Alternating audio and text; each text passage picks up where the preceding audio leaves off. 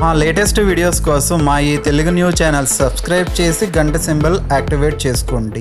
రేపు 12 గురువారం, లక్ష్మీదేవికి ఇష్టమైన రోజు. పసుపు డబ్బాలో ఇది వేయండి చాలు, ఖచ్చితంగా ₹1,00,00,000 దొరుకుతాయి. లక్ష్మీదేవియే ₹1,00,00,000తో మీ ఇంటికి వస్తుంది.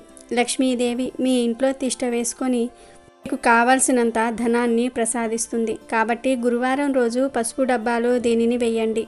అందరి ఇళ్లల్లో పసుపు డబ్బాలు ఉంటాయి. వంటగదిలో పసుపు డబ్బాను పెట్టుకుంటూ ఉంటారు. పసుపును స్టోర్ చేసుకునే డబ్బానే పసుపు డబ్బా అంటారు. దాదాపు అందరూ స్టీలు లేదా ప్లాస్టిక్ లేదా గాజు డబ్బాలలోనే పసుపును స్టోర్ చేసి ఉంచుకుంటారు. ఇలా పసుపును దాచిపెట్టుకునే పసుపు డబ్బాలో గురువారం రోజు దీనిని వేసుకుంటే అష్టైశ్వర్యాలు సిద్ధిస్తాయి. కని విని ఎరుగని అదృష్టం పడుతుంది. నా అద్భుతమైన ఫలితాలు వస్తాయి. లక్ష్మీదేవి మీ ఇంటికి వస్తుందని పెద్దలు చెప్తూ ఉన్నారు. మరి ఇంతకీ గురువారం రోజు పసుపు డబ్బాలో ఏం వెయ్యాలి అనే విషయాన్ని ఇప్పుడు మనం ఈ వీడియోలో వివరంగా తెలుసుకుందాము. అంతకన్నా ముందు మర్యాద రామన్న చెప్పిన తీర్పు కథను విందాం. ఒకరోజు శివపురం ప్రక్కనే ఒక కృష్ణాపురం నుండి 3 గ్రామస్తులు న్యాయం కోసం మర్యాద రామన్న దగ్గరకు వచ్చారు. ముగ్గురిని సాధారణంగా ఆహ్వానించి కాఫీ ఫలహారాలు పెట్టాక, ఇప్పుడు చెప్పండి, మీ ముగ్గురు ఏ పని మీద నన్ను చూడడానికి వచ్చారు అని అడిగాడు రామన్న. అప్పుడు అందులో మొదటివాడు, అయ్యా, నా పేరు శివుడు, నేను కుమ్మరిని. కుండలు తయారు చేయడానికి మట్టిని ఎప్పుడూ ఈ భూషయ్య దగ్గరే కొంటూ ఉంటాను. నిన్న ఉదయం కుండలు చేయడానికి నేను మట్టిని జల్లిస్తూ ఉంటే అందులో విలువైన 3 వజ్రాలు దొరికాయి. రెక్కాడితే గాని డొక్కాడని పేదవాణ్ణి. ఆ భగవంతుడే ఇన్నాళ్లకు నన్ను కరుణించాడని ఆనందపడ్డాను. కానీ ఈ భూషయ్య నాకు దొరికిన ఈ 3 వజ్రాలు తనకు చెందుతాయని నిన్నటి నుండి నాతో తగువు పడుతున్నాడు. తమరు ధర్మ ప్రభువులు, నాకు న్యాయం జరిపించండి అంటూ మేలలో భద్రపరిచిన వజ్రాలను రామన్నకు అందించాడు. శివుడు చెప్పింది శ్రద్ధగా విన్న రామన్న భూషయ్య వంక చూస్తూ, ఏం భూషయ్య, శివుడు చెప్పింది నిజమేనా అని అడిగాడు. అందుకు భూషయ్య ఈ విధంగా చెప్పాడు.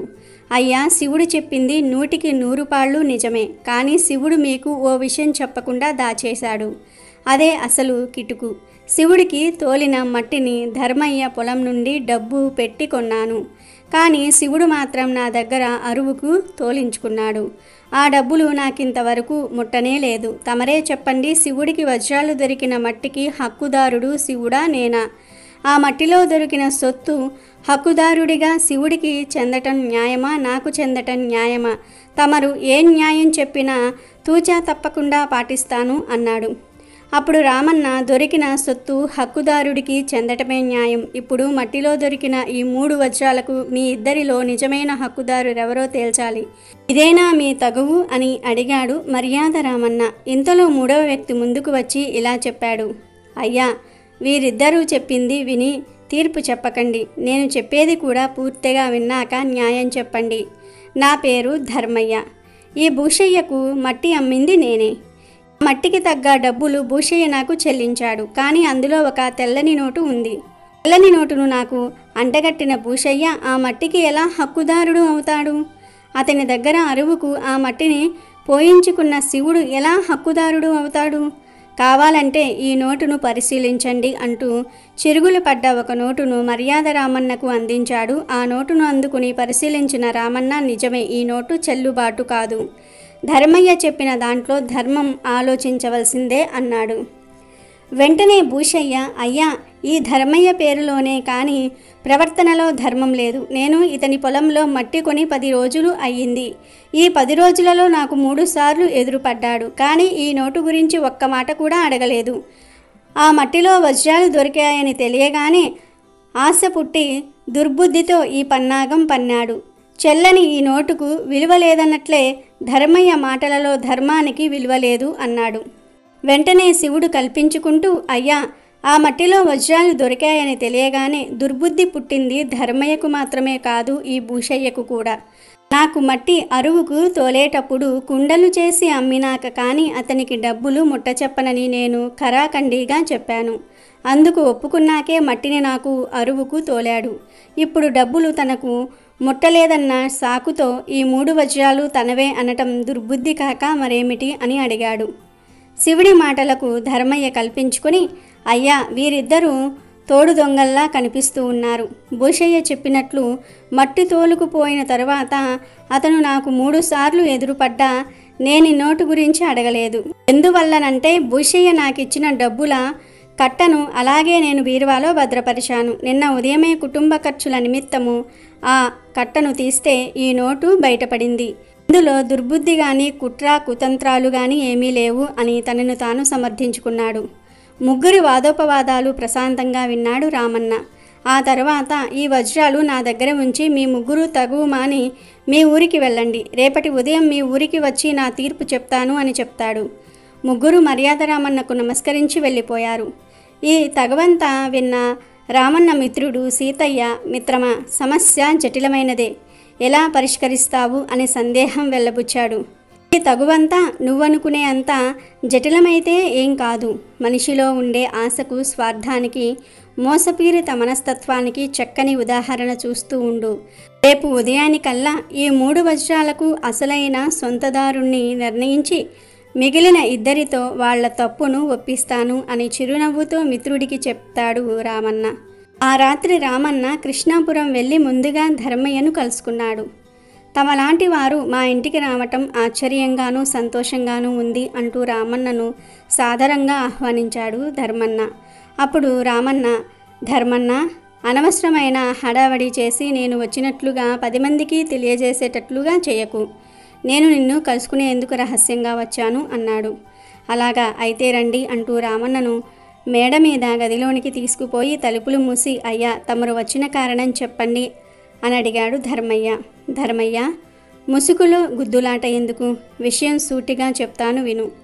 ఆ నోటు భూషయ్య ఇచ్చింది కాదన్న విషయం నీకు తెలుసు, నాకు తెలుసు. ఆ 3 వజ్రాలు కొట్టేయడానికి నువ్వు వేసిన ఎత్తుకు నాకే మతిపోయింది. రేపు నీ పక్షాన తీర్పు చెప్తాను. మరి నాకేమిస్తావు అని అడిగాడు రామన్న. అప్పుడు ధర్మన్న, అయ్యా, మీరు చెప్పింది అక్షరాలా నిజం. ఉదయం నుంచి మీరు ఎవరి పక్షాన తీర్పు చెప్తారా అని సతమతమైపోతూ ఉన్నాను.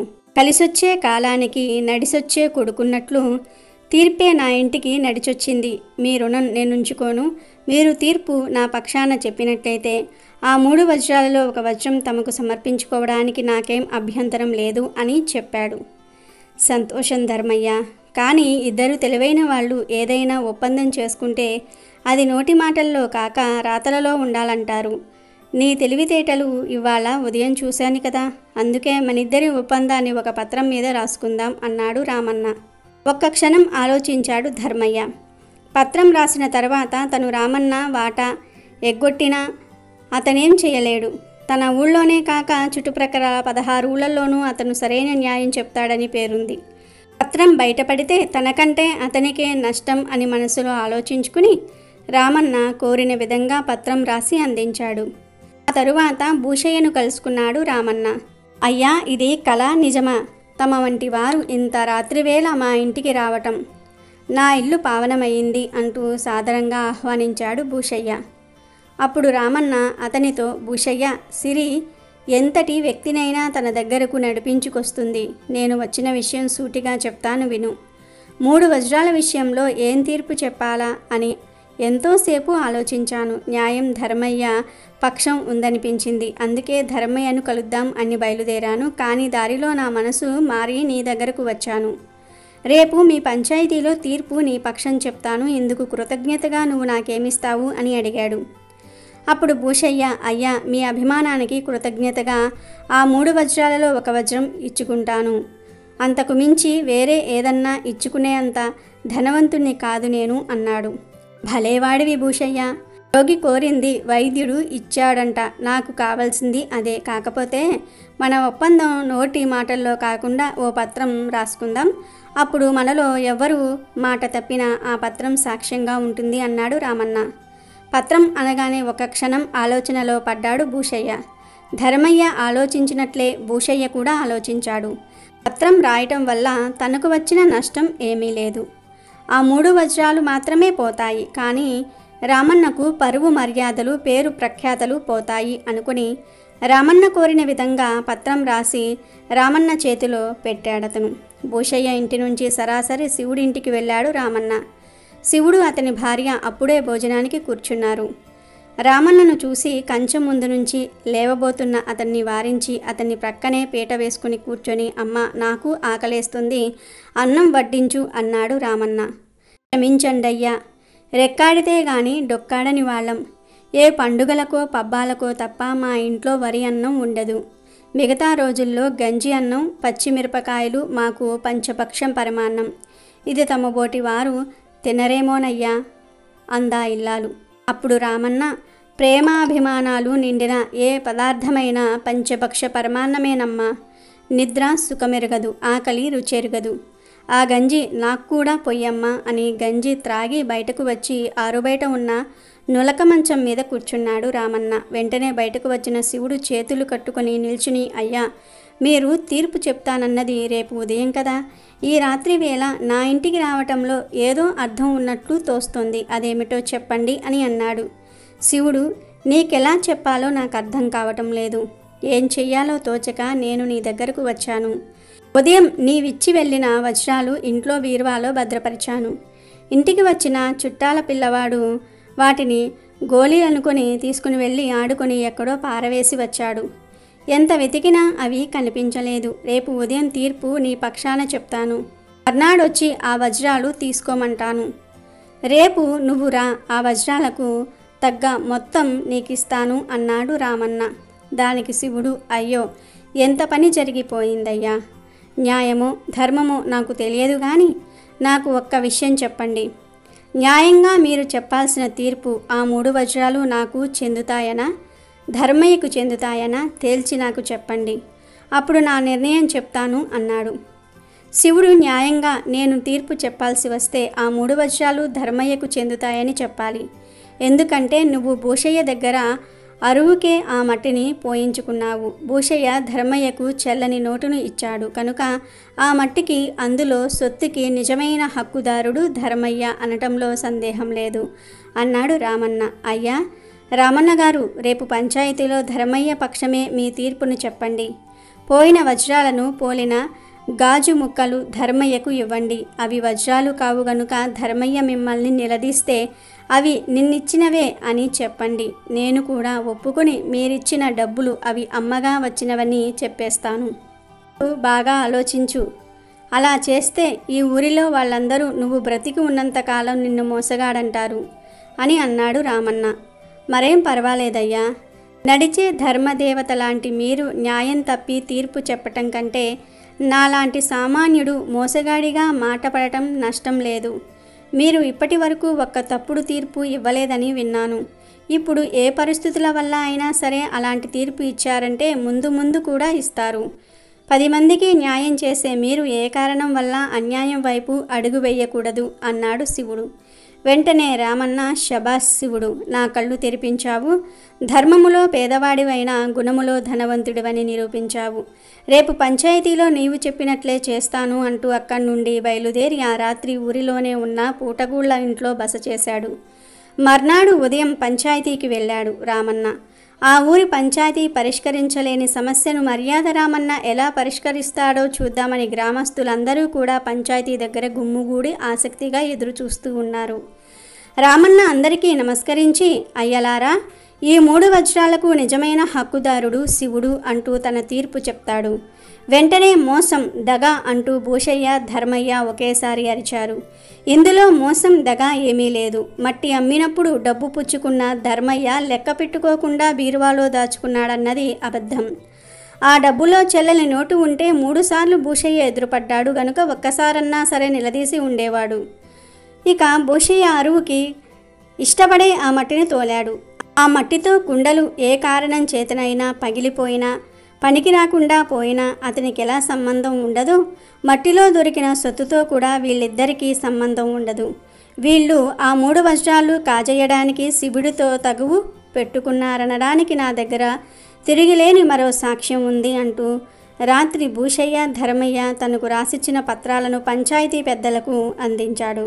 ఆ పత్రాలను చూసిన పెద్దలు భూషయ్యను, ధర్మయ్యను చీకొట్టారు. దాంతో వాళ్ళు పశ్చాత్తాపడి తాము దుర్బుద్ధితోనే శివుడితో తగులాడామని అందరి ముందు ఒప్పుకున్నారు.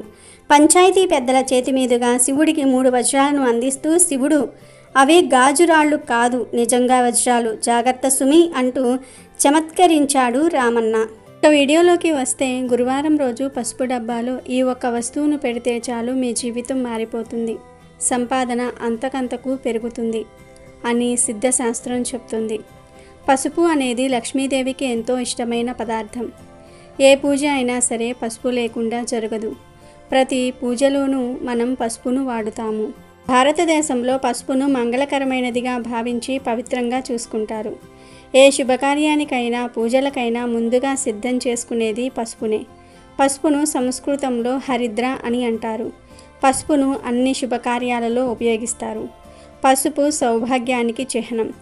ఈ కారణం చేతనే సుమంగులు తన భర్త శుభం కోరుతూ మాంగళ్యానికి పసుపును ఉంచి నమస్కరిస్తూ ఉంటారు. మన తెలుగు వాళ్ళు గుమ్మానికి పసుపు రాస్తారు, కాళ్లకు పసుపు రాసుకుంటారు, ముఖానికి కూడా పసుపు దట్టిస్తారు. అంతెందుకు కూర ఏది వండినా సరే చిటికెడు పసుపు ఖచ్చితంగా వేయకుండా ఉండరు. పసుపు ఒక విధంగా సర్వరోగ నివారిణి. ఎందుకంటే ఇది చెడు బ్యాక్టీరియాను దరిచేరనివ్వదు. మన పూర్వీకులకు పసుపు చేసే మేలు బాగా తెలుసు. అందుకే వారు ఆరోగ్య చిట్కాలలో పసుపును బాగా వాడుకునేవారు. అయితే ఇంత పవిత్రత కలిగిన పసుపును దాచి ఉంచే పసుపు డబ్బాలో గురువారం రోజు ఈ వస్తువును వేస్తే చాలు, వద్దన్న ధనం వస్తూనే ఉంటుంది అని గ్రంథాలు చెప్తూ ఉన్నాయి. ఏమీ లేదు, చక్కగా గురువారం రోజు ఒక ఎండుమిరపకాయను అలాగే ఒక కరివేపాకు రెబ్బను తీసుకొని వాటిని లక్ష్మీదేవి ఫోటో ముందు పెట్టండి. తర్వాత అమ్మవారికి దీపారాధన చేసుకుని పూజ చేసుకోండి. పూజ చేసే సమయం లేకపోతే జస్ట్ దీపారాధన చేసుకోండి. తరువాత అమ్మవారి ఫోటో దగ్గర నిలబడి మా సంపాదన పెరిగేలాగా చూడు తల్లి అని మనస్ఫూర్తిగా సంకల్పం చెప్పుకోండి. ఆ తర్వాత ఈ ఎండుమిరపకాయను కరివేపాకు రెబ్బను తీసుకుని వెళ్ళి మీ పసుపు డబ్బాలో పడవేయండి. ఇలా వేయటం వలన ధనం మీ ఇంటి వైపు బాగా అట్రాక్ట్ అవుతుంది. ఎందుకంటే ఎండుమిరపకాయలకు కరివేపాకుకు ధనాన్ని ఆకర్షించే శక్తి ఉంది, లక్ష్మీదేవిని ఆకర్షించే శక్తి ఉంది కనుక గురువారం రోజు పసుపు డబ్బాలో ఒక ఎండుమిరపకాయను మరియు ఒక కరివేపాకు రెబ్బను వేయండి. ఇలా వేయటం వలన మీ వంటలలో రుచి కూడా బాగా పెరుగుతుంది. కొంతమంది ఆడవారు ఎంత కష్టపడి వంట చేసినా రుచి పచ్చి ఉండటం లేదని బాధపడిపోతూ ఉంటారు కదా. వారు ఈ పరిహారం చేసుకుంటే వంటల్లో రుచి పెరుగుతుంది. కాబట్టి అందరూ గురువారం రోజు పసుపు డబ్బాలో వీటిని వేయండి. ఇలా వేసిన ఎండుమిరపకాయలను కరివేపాకు రెబ్బను వారం రోజుల తర్వాత తీసి డస్ట్బిన్లో పడవేయండి. ఇలా ఈ పరిహారాన్ని ప్రతి గురువారం రోజు చేస్తూ ఉండండి. ఖచ్చితమైన ఫలితాలు వస్తాయి. తిండికి బట్టకు లోటు రాదు, సకల ఐశ్వర్యాలు సిద్ధిస్తాయి. కనుక మీరు కూడా గురువారం రోజు పసుపు డబ్బాలో వీటిని వేసి శుభ ఫలితాలను పొందండి. అమెజాన్లో బెస్ట్ డిస్కౌంట్స్ కోసం వీడియో డిస్క్రిప్షన్లో లింకు ఉంది, చూడండి. అలాగే మా టెలిగ్రామ్ ఛానల్ సబ్స్క్రైబ్ చేసుకోండి.